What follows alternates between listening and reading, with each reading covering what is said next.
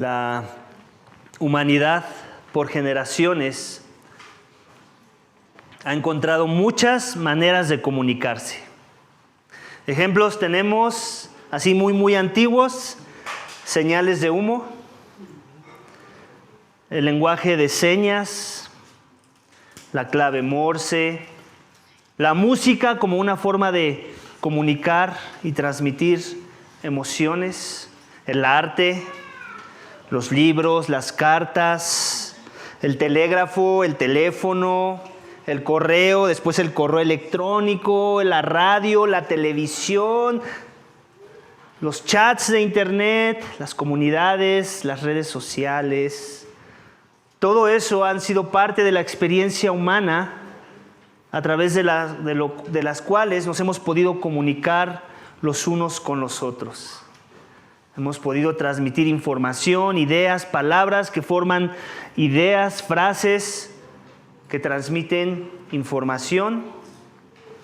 Y todas ellas han sido muy buenas a lo largo de los años. Han tenido su utilidad dependiendo del contexto en el que las encuentres. Nuestras palabras pueden ser transmitidas a través de muchos medios como estos que hemos mencionado y tal vez algunos otros que se me escaparon de la lista. Todas ellas son efectivas en cierta medida, pero no se pueden comparar con tener frente a tus narices a la persona de la cual salen esos pensamientos, esas ideas que se transmiten a través de palabras de lenguaje humano. Cuando, por ejemplo, le pedí a mi esposa que se casara conmigo, pude haber usado todas estas formas de comunicación que ya te mencioné. Pero cualquiera de ellas, ¿cierto?, se hubiera quedado corta si la comparamos con la presencia de mi persona, arrodillándome frente a ella, hablándole las palabras de amor que yo sentía por ella, que hacían obvia la propuesta que traía ante su presencia. Una propuesta de declaración de amor para pasar el resto de nuestras vidas en pacto matrimonial. Nada de la comunicación que conocemos se compara con esa experiencia. Todas las otras pudieron haber hecho ese trabajo.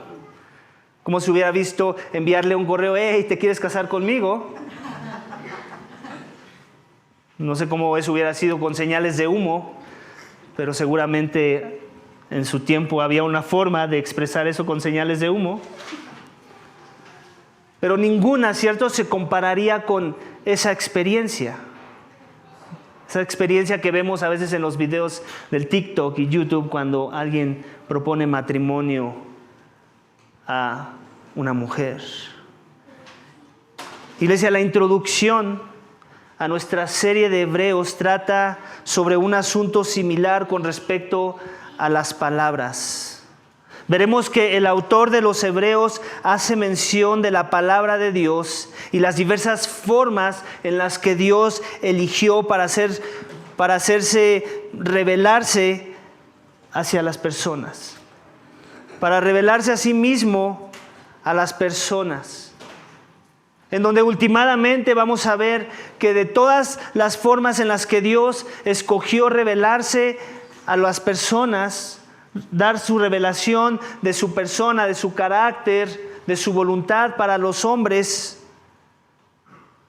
la que Él escogió últimamente como la revelación final, como la más efectiva, como la más relevante, como la más trascendente e incomparable, es la revelación de la persona de su Hijo Jesús.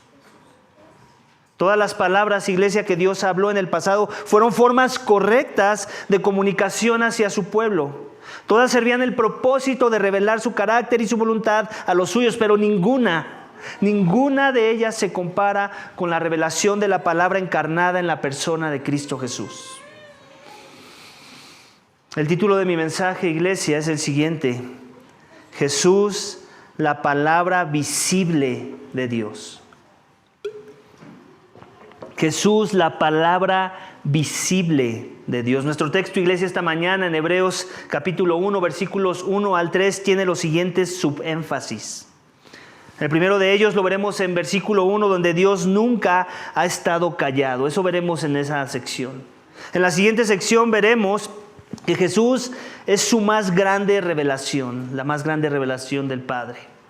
Y el último, versículo 3, es que Jesús reina en autoridad suprema. Todos estos en conjunto van a aportar a esta verdad de que Jesús es la palabra visible de Dios, la más efectiva, la mejor de todas las formas en las que Dios pudo comunicarse con sus criaturas. Leamos nuevamente versículo 1, iglesia, de nuestro texto esta mañana, donde veremos el primero de nuestros puntos. Dios nunca ha estado callado. Nuevamente, Dios, habiendo hablado hace mucho tiempo, en muchas ocasiones y de muchas maneras a los padres por los profetas.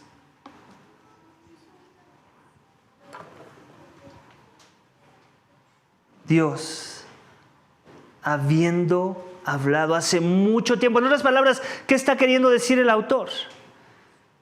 Que Dios nunca ha estado callado. Que Él ha hablado de muchas formas, en muchas ocasiones, en otros tiempos. Obviamente, para la audiencia original, la audiencia del primer siglo, los otros muchos tiempos a los que se está refiriendo el autor de los Hebreos son los tiempos pasados del Antiguo Testamento. Los tiempos antes de Cristo. El autor le está diciendo a la audiencia de sus días, a los hebreos de sus días, a los cristianos de sus días, Dios lo caracterizaba el haber estado hablando a los hombres. Nunca ha sido un Dios hostil a su creación. Nunca ha sido un Dios que simplemente creó y después se olvidó. Como a veces sucede, ¿cierto? Que vas pasando por la calle y ves una construcción ahí a medio construir. No sé si sería una buena expresión de decirlo, pero tú me entiendes la idea. Una construcción a medias donde ves que ya hay castillos, como que eso iba a ser tal vez un complejo de apartamentos, pero hasta ahí se quedó, la obra queda concluida, más bien no se ve terminada, pero tú sabes que le hacen falta cosas, ¿cierto?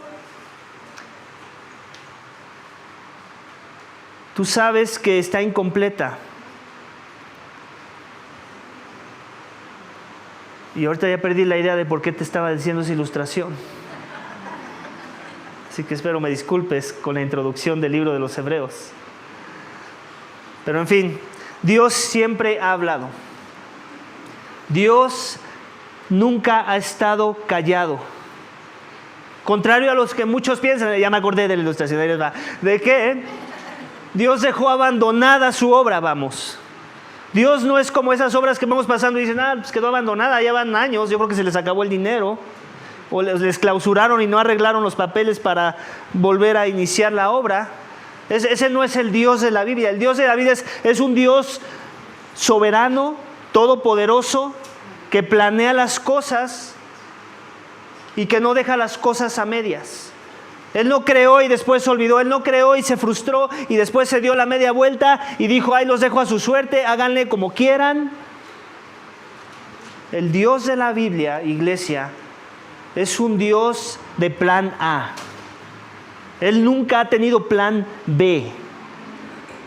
El Dios de la Biblia creó y creó con un propósito eterno, con planes eternos de redención, con planes eternos de salvación.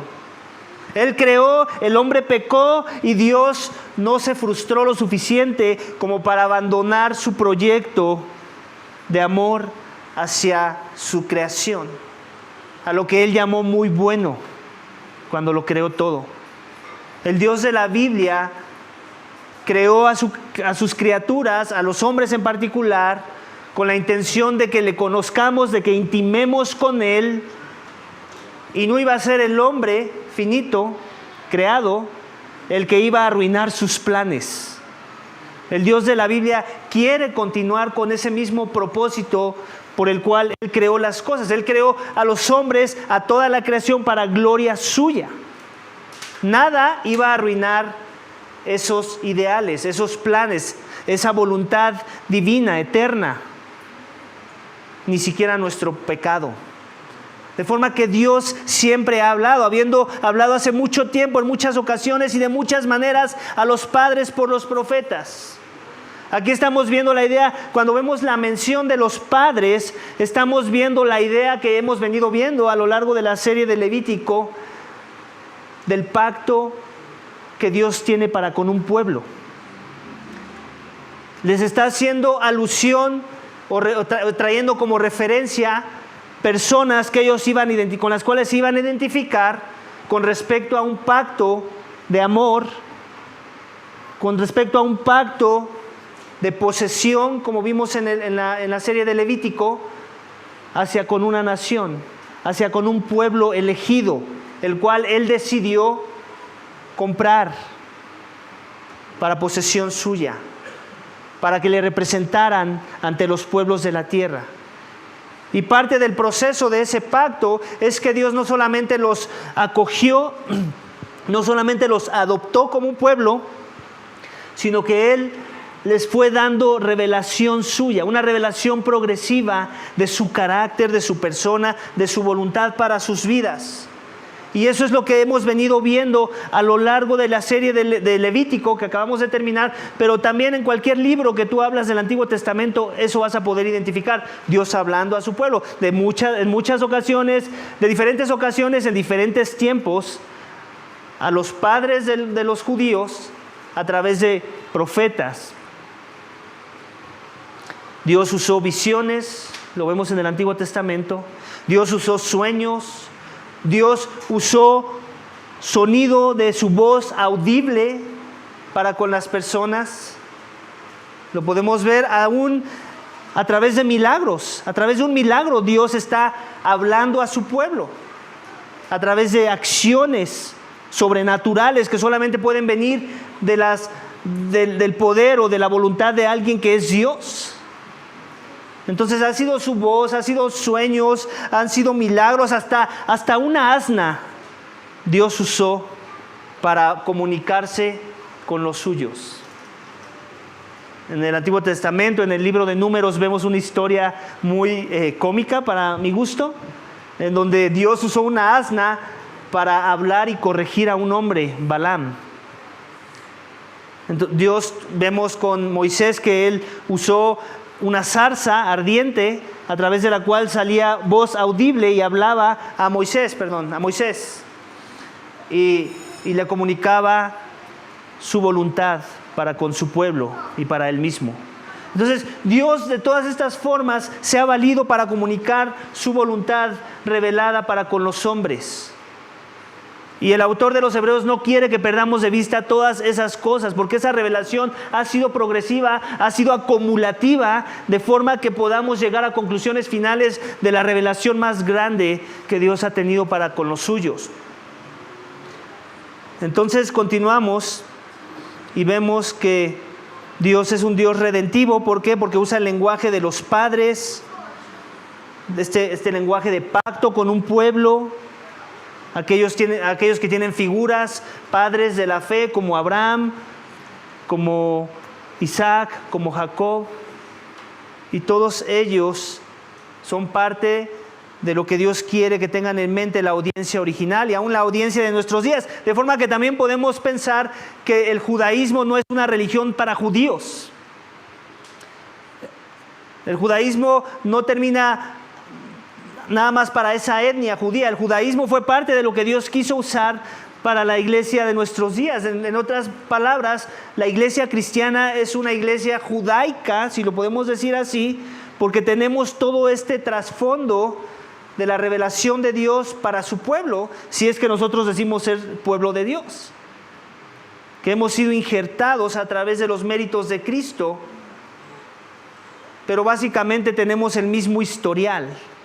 Toda esa revelación que Dios dio a los judíos también fue para nosotros. Y después lo vemos con los apóstoles diciendo que todo lo que Dios trató con ellos y que reveló a ellos es también para nuestra edificación, para nuestro provecho. Y no podemos hacerlo a un lado, como muchos a veces quieren exaltar mucho, muchos en nuestros días quieren exaltar mucho el Nuevo Testamento y el Antiguo Testamento lo quieren ver como obsoleto. El autor de los Hebreos no nos está dando permiso a hacer eso. Por el contrario, nos está diciendo, si quieres entender a Cristo, al Cristo del Nuevo Testamento, tienes que entender al Padre que nos reveló, al que nos anticipó o nos prometió al Cristo del Antiguo Testamento. Y de otra forma no vas a poder entender el Nuevo y viceversa. El Antiguo se entiende a la luz del Nuevo, de la revelación progresiva y más completa que ahora tenemos en la persona de Cristo. Amén. Entonces, Dios nunca ha estado callado. Y es importante que lo sepas, tan simple como suena esa verdad. ¿Por qué? Porque la oposición de nuestros días, del hombre caído, que tiene el entendimiento entenebrecido, el hombre natural que no ha sido transformado por el poder regenerador del Espíritu Santo, muchas veces ese es uno de sus argumentos. No, pero Dios está callado. ¿Alguna vez has salido a compartir el Evangelio? Seguramente te has escuchado ese argumento allá afuera, de aquellos que no han rendido sus vidas a Cristo. Y tienen esa teoría en sus mentes que Dios lo abandonó todo, que Dios es indiferente, que a Dios no le importa los hombres. El autor de los Hebreos nos dice lo contrario. Dios nunca ha estado callado, iglesia. Y como para demostrarnos que eso es verdad, nos da la máxima y más grande de las revelaciones que pudiéramos haber recibido. El mundo perdido acusa a Dios de haberse quedado callado, de ser indiferente a su creación, pero eso no es verdad. Y nosotros no podemos dejar que esas palabras nos persuadan hacia una dirección que no es correcta. Hay una revelación general, de hecho, si vas al libro de Salmo, capítulo 19, versículos 1 y 2, dice: los cielos proclaman la gloria de Dios y el firmamento anuncia la obra de sus manos. Un día transmite el mensaje al otro día y una noche a la otra noche revela sabiduría. ¿Te das cuenta? La revelación general, la creación misma nos habla de un Dios comunicándose a través de su creación con los hombres. Tenemos también la revelación específica a través de los profetas, a través de las palabras que escriben los profetas y que tenemos en nuestros 66 libros de la Biblia, que es una enciclopedia de libros que Dios ordenó para comunicarse con nosotros. Entonces no hay excusa, Dios ha hablado. Que las personas hayan cerrado sus oídos a Dios, eso ya es otra historia. Por la dureza del corazón, los hombres rechazan a Dios. Los hombres le dan la espalda a Dios. Los hombres suprimen la verdad con injusticia, porque sus corazones son duros a Dios. Dios no está callado, sino que el mundo es hostil a su persona, ha cerrado sus oídos a Dios y por eso llegan a la conclusión de que Dios no ha hablado. Amén. Nadie quedará excusado, iglesia, eso sí tenlo por seguro. Nadie quedará excusado de no haber buscado a Dios en sus términos, como si Dios no habló lo suficiente como para que le buscaran. Eso es importante que lo tengamos en mente, para que seamos valientes en la proclamación del Evangelio. Nadie quedará excusado. Ni la tribu lejana que tal vez no ha sido descubierta por el hombre blanco va a ser excusada de no haber doblado su rodilla al Dios de la creación. Él fue a niveles inimaginables que la mente humana no puede ni siquiera concebir a veces, como veremos en el subénfasis de nuestro siguiente texto, versículo 2 y 3a. Acompáñame a leerlo, por favor. Versículo 2. En estos últimos días nos ha hablado por su Hijo, a quien constituyó heredero de todas las cosas, por medio de quien hizo también el universo. Él es el resplandor de su gloria y la expresión exacta de su naturaleza, y sostiene todas las cosas por la palabra de su poder. El segundo subénfasis en nuestro texto esta mañana, iglesia, que tiene que ver con estos versículos que acabamos de leer, es que Jesús es su más grande revelación. Jesús es la más grande revelación del Padre. No hay más grande revelación que la persona de su Hijo Jesucristo. Esto nos tiene que quedar muy en claro, iglesia. Para aquellos que están buscando algo más que Cristo en su experiencia con Dios, están buscando en vano. No hay más allá que Cristo, no hay algo detrás de Cristo.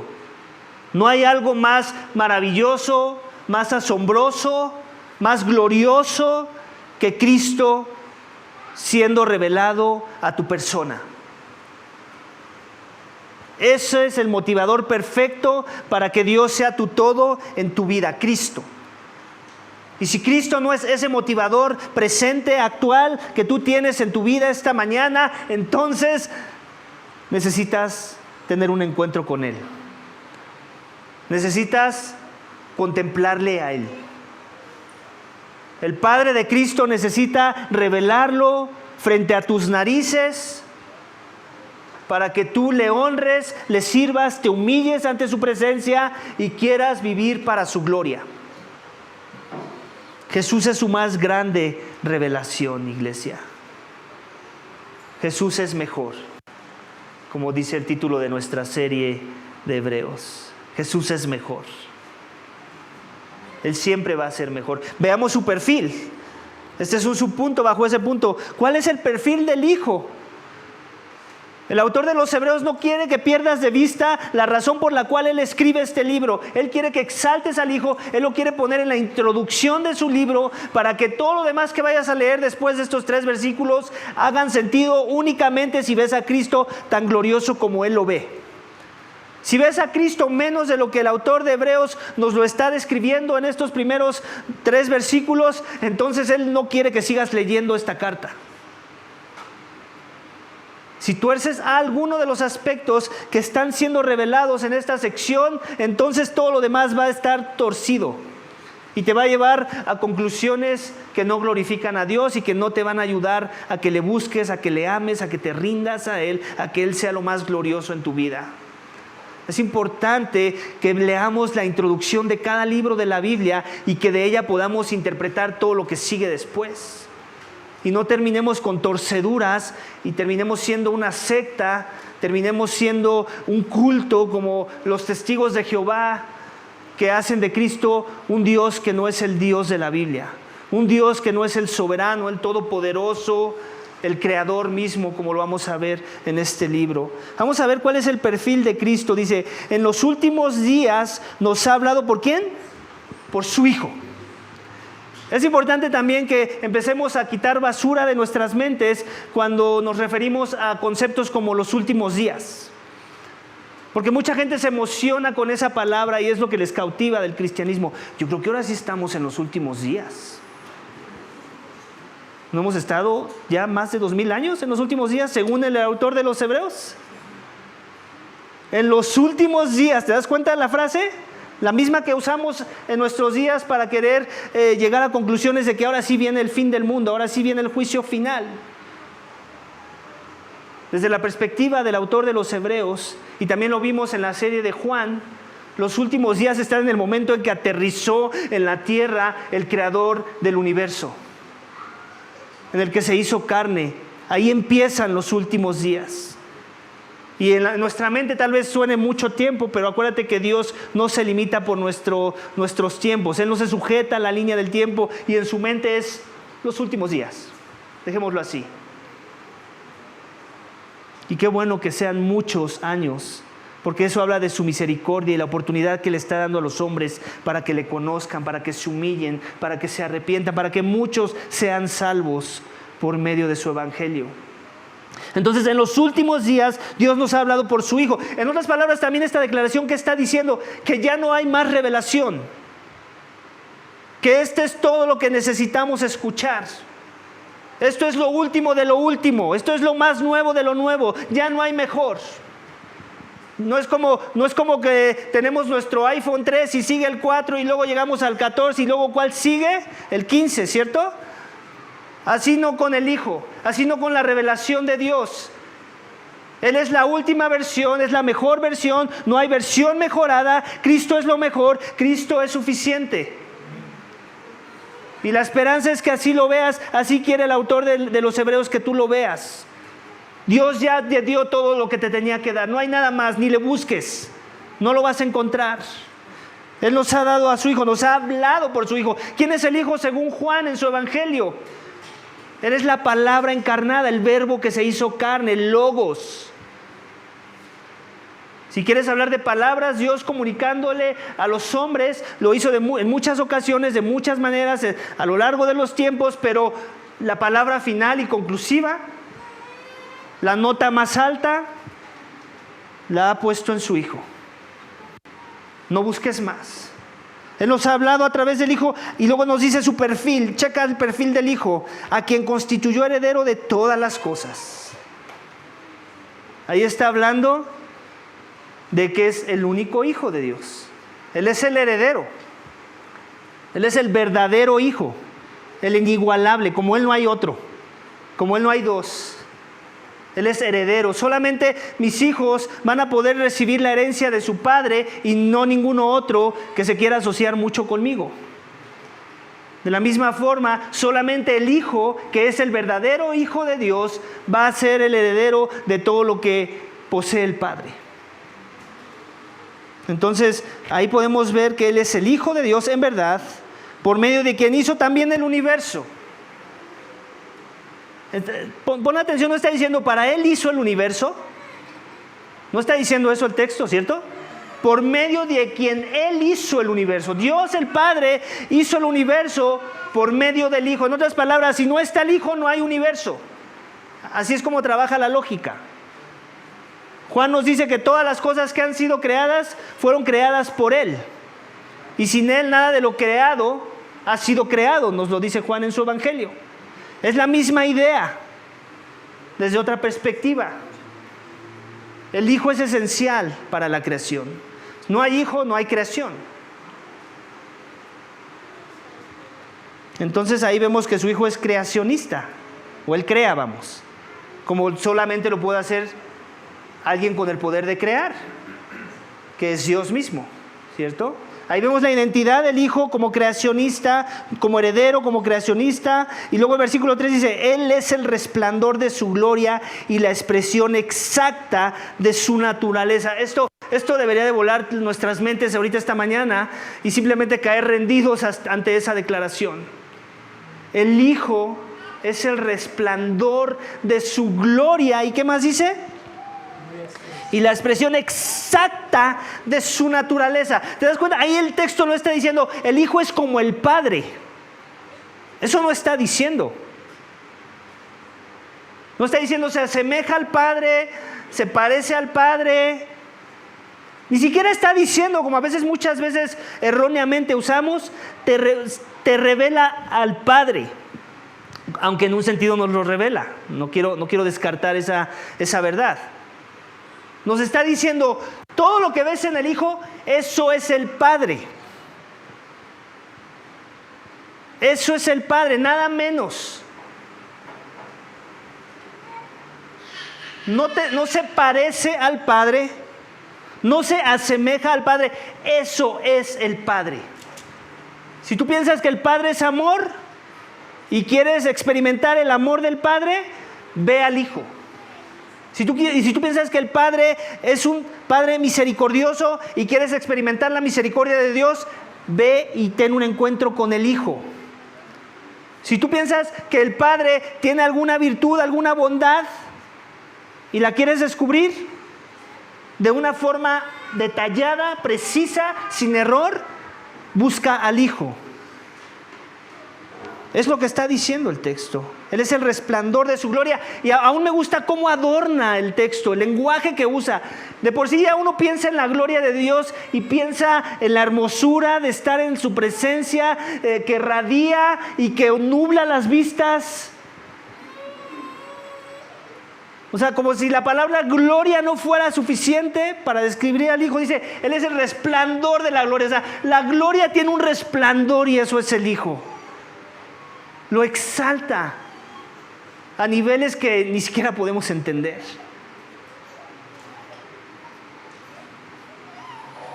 Piensa en algo que te gusta de esta tierra. No sé, puede ser algo material, no pasa nada si piensas en algo material. El detalle, no sé, pensemos en un león. ¿Qué nos gusta de un león? Sobre todo el macho, no por menospreciar a las hembras, pero tenemos que reconocer que en el mundo animal normalmente es el macho el que llama más la atención, ¿cierto? Y cuando nos referimos al león, ¿qué pasa cuando ves un león sin melena? Un macho. Como que dices, ay, pobrecito. Pero ¿qué pasa cuando llega a esa edad adulta donde su melena es impresionante y se mueve y hasta como que se ve así como en cámara lenta, ¿cierto? Como cuando vemos en las películas. ¡Wow! Impone.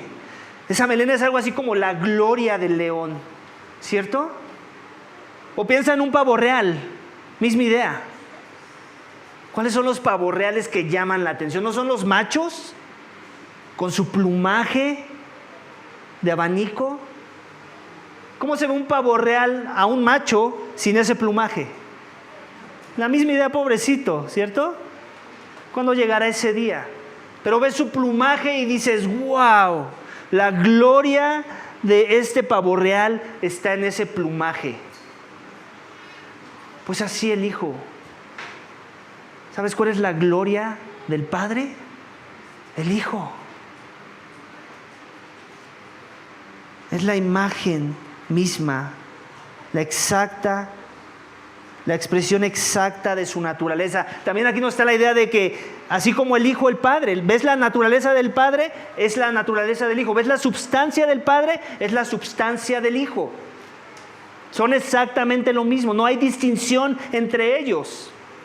Él es la imagen del Dios invisible, como nos lo dice en Colosenses Pablo. La imagen misma de su substancia es el lenguaje que él usa.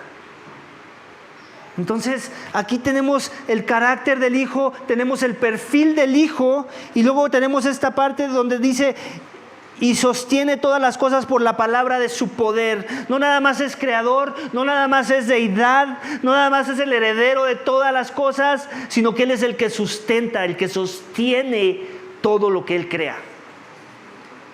Como solo Dios lo puede hacer. Él es sustentador. En otras palabras, así como el Hijo tuvo la potestad para crear, Él también tiene toda la potestad para fulminar, para desaparecer. Y si este mundo existe, y si el planeta sigue dando vueltas, y si está ordenado en un sistema solar, y si sigue habiendo estaciones del año, y si sigue habiendo oxígeno para que tú y yo respiremos y vivamos esta mañana, es porque el Hijo lo sostiene todo. Y por eso es que hay que rendirle honor y gloria. Porque Él sostiene aún a los malos.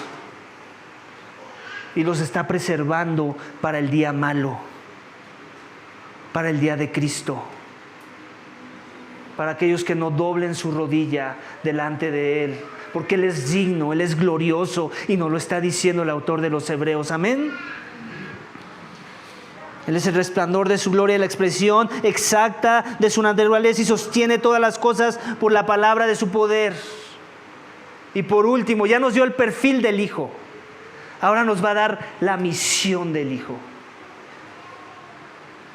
Después de llevar a cabo la purificación de los pecados. Después de llevar a cabo la purificación de los pecados, el Hijo se sentó a la diestra de la majestad en las alturas, dice. ¿Qué es lo que llevó a cabo? La purificación de los pecados. ¿Qué lenguaje es ese? Por favor, no me falles, lo acabamos de ver. Levítico, ¿en qué sentir? Expiación. Expiación. Me encanta la palabra que el autor de los Hebreos quiso usar para apuntar a su audiencia original este tema, esta idea de la obra y la misión del Hijo. que era purificación por los pecados, expiación. ¿Qué era lo que traía purificación por los pecados a un israelita promedio antes de Cristo?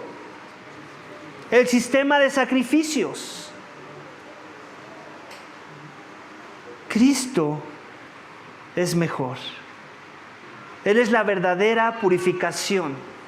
Los otros sacrificios eran simplemente la sombra imperfecta que apuntaba a un sacrificio perfecto, a un sacrificio hecho una vez y para siempre, para el perdón de todos los pecados.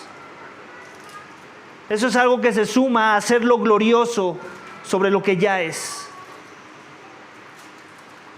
Que es por medio del Hijo y su misión que tú y yo esta mañana podemos tener perdón de pecados.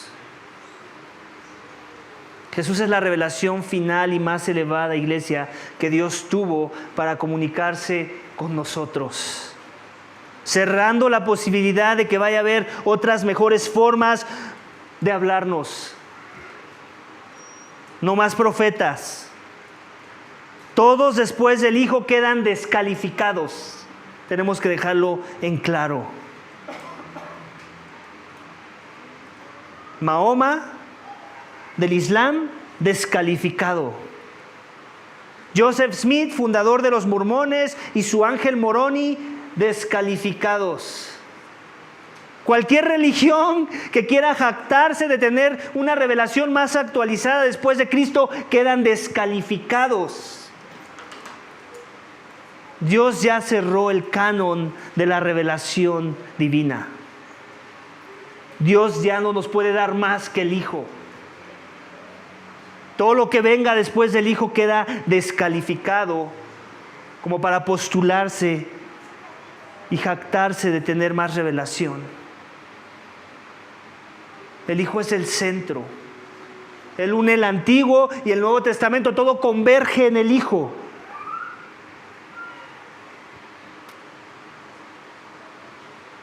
La expresión gramatical con la que inicia versículo 2 está cerrando, iglesia, toda posibilidad de que Dios haya enviado una mejor revelación que la de su Hijo Jesucristo a este mundo.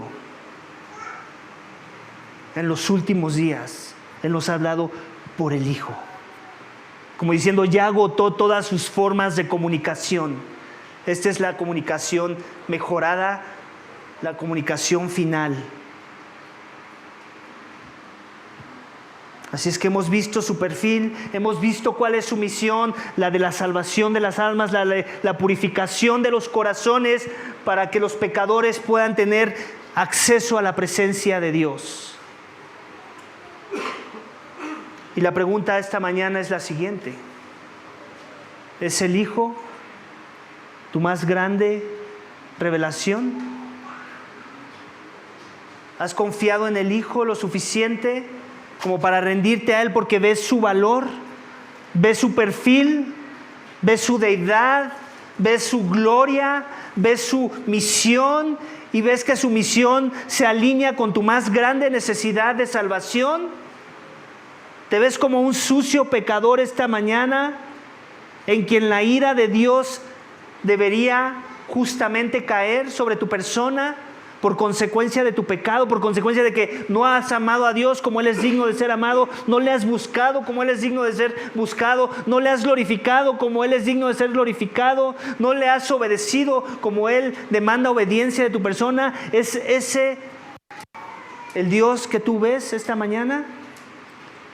Porque si no es así, si no ves tu más grande necesidad en el perdón de pecados, en la purificación de pecados que Cristo ofrece a través de su sacrificio en una cruz, en donde Él se entregó a sí mismo por el perdón de los pecados, si Cristo no es tu todo esta mañana, si no es la revelación más grande para tu vida, entonces muy probablemente tú sigues muerto en tus delitos y pecados esta mañana. Y todo lo que tenga que decir el autor de Hebreos después de esta introducción, para ti va a ser algo así como un cero a la izquierda. Como información tan relevante como lo que escriba el periódico que más te guste esta mañana, que va a pasar de moda al siguiente día cuando salga el otro periódico. Mi esperanza es que no veas así a Cristo. Mi esperanza es que veas la introducción de Hebreos como una forma en la que Dios quiere hablar a tu vida para que entiendas que no importa cuánto vas a entender después de este libro en los capítulos que siguen, si no entiendes que tu más grande necesidad es Cristo y el perdón de los pecados para tu persona, entonces no hay nada más que necesites entender. Primero necesitas entender que eres débil, que no has cumplido el estándar, que la santidad de Dios es muy santa y que tu pecado es muy miserable. Y que por consecuencia de que las dos son verdad, eso te separa de Dios. Y la única forma de reconciliación es a través de la más grande revelación que Dios ha podido dar a los hombres en la persona de su Hijo. Y la esperanza es que Cristo sea tu todo, Él sea tu purificación, porque es lo que necesitamos todos esta mañana. Dios ha hablado, iglesia, y muchos no hemos querido escuchar. Tal vez tú no has querido escuchar esta mañana que necesitas redención, que necesitas salvación, que necesitas perdón de pecados, que necesitas a un Salvador, alguien que tiene que vivir la vida perfecta que Dios demanda de ti, alguien que tiene que padecer el castigo que tú mereces por tu pecado y alguien que te reconcilia con Dios por sus méritos y para su gloria, que te justifica delante de Él y te declara justo, acepto, calificado para estar ante su presencia por los méritos de alguien tan glorioso como Cristo, el Hijo de Dios. Así que esta mañana, si no le conoces aún, esta es una buena oportunidad para que le conozcas, para que haga sentido que quieras seguir escuchando al autor de los Hebreos. Te quiero ahorrar una pérdida de tiempo esta mañana. Si aún no le conoces, no pases de versículos 1 al 3 antes de seguir leyendo lo que vamos a continuar en nuestra siguiente serie, en nuestros siguientes sermones del libro de los Hebreos. Necesitas conocer a Jesús esta mañana. Y la invitación que Jesús te hace es a que vengas a Él. Él es justo y Él es fiel para perdonar a todos los que se acercan a Él. En humillación, en arrepentimiento, en una actitud y postura de pedir perdón, de decir: Dios, gracias por Cristo, gracias por habernos dado la máxima revelación, gracias porque yo no necesito más que Él, tú lo has dado todo en Él. ¿Es esa tu experiencia de Cristo esta mañana? Y si no es así, lo siento mucho, pero todo lo que venga después no te va a ser de edificación. Y por eso yo ruego para que Cristo sea tu más grande tesoro esta mañana. Porque en verdad quiero que todo lo demás que tiene que decir el autor de los Hebreos tenga mucho sentido en tu corazón. Pero no va a suceder si tú no te humillas en reconocer tu más grande necesidad, la de la purificación de tu corazón, para que seas presente, para que seas acepto a la presencia de Dios. Amén. Por último, veremos que Jesús reina en autoridad suprema. Y nos lo dice al final, en la segunda parte de versículo 3. Dice: después de llevar a cabo purificación de los pecados, el Hijo se sentó a la diestra de la majestad en las alturas. En otras palabras, ¿qué se está brincando? Si está a la diestra de la majestad, si ya ofreció un sacrificio, su cuerpo mismo, por el perdón de los pecados, ¿qué se está brincando? ¿O qué debemos estar asumiendo en esa declaración? Que Él resucitó, amén. La resurrección está implícita en esa declaración. El Hijo está sentado a la diestra de la majestad en las alturas. Él resucitó y ascendió a los cielos. Ascendió a su morada, de donde Él venía, a donde Él pertenecía. En la gloria con el Padre, en la igualdad con el Padre. El que se haya sentado al lado del Padre, no pienses que está en un podium donde Él está en segundo lugar y el Padre está en primer lugar y el Espíritu está por ahí en tercer lugar. No, esas sillas de las que nos quiere que nos imaginemos a un rey sentado en un trono, es donde tienes a un rey trino, un Dios trino, en donde los tres están con el mismo favor, con la misma autoridad, con la misma potestad. Pero también nos está transmitiendo este tema intercesorio, en donde Cristo está en una posición de favor con el Padre. Y eso también es lenguaje Ese también es lenguaje de Levítico. ¿Quién era el intercesor del pueblo con el Padre y su presencia en el santuario? Los sacerdotes. Ellos tenían el favor de poder entrar y tocar los elementos que solamente los sacerdotes podían tocar, de entrar y tener el acceso a la presencia de los diferentes espacios que componían el tabernáculo, en particular el sumo sacerdote al lugar santísimo. Él era el que intercedía por el pueblo y representaba de alguna forma al pueblo a través de un sistema de sacrificios. Con el Hijo las cosas se mejoran. Jesús es mejor. Él está a la diestra de la majestad en las alturas. Es un mejor sacerdote que Moisés y que Aarón y que cualquiera que haya fungido como un tipo de sacerdote en el Antiguo Testamento. Es mejor que la ley levítica. Jesús es rey de un reino de ciudadanos que viven bajo un señorío, de ciudadanos que reconocen la supremacía de su autoridad y que se someten a su voluntad. ¿Te das cuenta? Él reina. Él no es ahí Diosito pobrecito que la gente hace a un lado. A veces así pareciera. Pero en realidad es un rey soberano que reina con poder, que guarda a los suyos y que un día va a venir a desatar un juicio, que viene un juicio con todo poder por la eternidad para aquellos que no doblaron su rodilla delante de Él. Eso es lo que también está diciendo. Él está sentado a la diestra de la majestad en las alturas. Jesús es la palabra visible de Dios. Amén, iglesia. Es la palabra encarnada de Dios, la mejor revelación con expectativas de que nos sometamos a Él. Porque eso es parte de lo que viene implícito en esa declaración. Él es Rey soberano, los que lo escuchamos, los que oímos su palabra, nos sometemos ante su señorío. Mi agenda de vida ya no es más mi agenda de vida, es su agenda de vida. Mis anhelos ya no son más mis anhelos, son sus anhelos los que busco. Mis ideas, no más mis ideas, son sus ideas a las que me someto. Mi voluntad ya no más domina, es su voluntad la que domina sobre mi voluntad. Y yo debo buscar alinear mi voluntad a su voluntad. Cristo tiene expectativas muy altas de aquellos que Él compra a precio de sangre. Él no vino a que fuéramos una opción de salvación, Él es la salvación. Pero como tal viene con demandas de sumisión. Él no viene a jugar juegos. Él está sentado en el trono intercediendo por los suyos ante la presencia de su Padre. Porque Jesús es mejor. Mejor que cualquier forma en que Dios se haya comunicado en el pasado. Mejor que cualquier sistema de sacrificios para el perdón de los pecados. Iglesia. Él es la imagen del Dios invisible.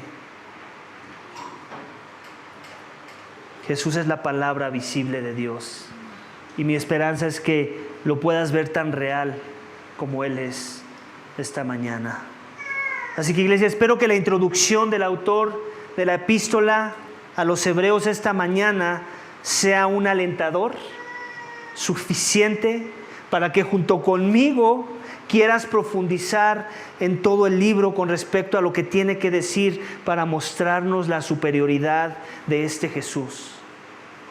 Con respecto a todo lo que Dios reveló a los judíos en tiempos antiguos. Con miras a la revelación de Cristo Jesús, que últimamente es su máxima revelación. No hay nada mejor, amén. Vamos a orar, iglesia, para que Dios nos dé esa gracia. Señor, te damos gracias.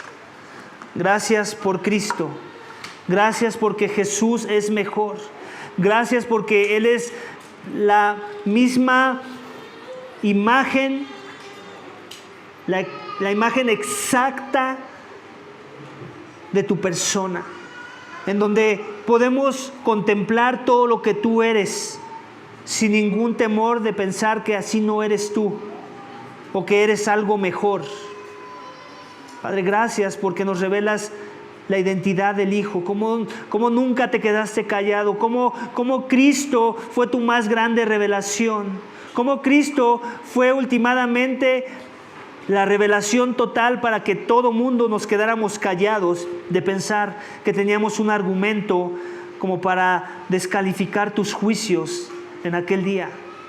Señor, yo ruego para que todo corazón esta mañana, todo aquel que no ha rendido su vida a Cristo esta mañana, la rinda y considere su más grande necesidad de ser purificado por los méritos de Cristo, por la redención que Él ofrece a través de su sacrificio en la cruz. Y que todo aquel que aún no ha confiado, Padre, pueda poner su esperanza en ese sacrificio y pueda contemplar la hermosura, la gloria de Cristo, para que entonces Cristo sea su todo y quiera vivir para su reino, humillándose ante su voluntad. Padre, yo ruego que todos los que ya hemos creído en verdad podamos seguir creciendo en contemplarle solo a Él, en que sus palabras sean lo más relevante para nuestras vidas y que queramos vivir sometidos a su señorío, porque Él reina sentado a la diestra de la majestad en las alturas. Él reina con poder, Él reina con autoridad, Él reina con favor que es transferido a los hombres que se humillan y creen en Él. Gracias, Señor, por darnos a Cristo, hacerlo visible, que de otra forma viviríamos ciegos, viviríamos en tinieblas, perdidos, sin esperanza y sin Dios. Gracias porque nos revelaste tu más grande revelación y no hay nada mejor. Y ahora tú lo único que pides es que nos humillemos ante Él, que vengamos en arrepentimiento y fe a Él, confiados de que Él está listo con los brazos abiertos para salvar a todo aquel que se humilla ante su persona. Gracias por tu amor y tu misericordia en la persona de Cristo. Sigue bendiciendo los siguientes sermones de la serie de Hebreos, Señor, y no nos permitas perder de vista la introducción que nos ha dado el libro para poder entender todo lo demás que tienes que decir con respecto a la persona de Cristo. Todo esto te pedimos y te damos gracias en el nombre de tu Hijo amado Cristo Jesús. Amén.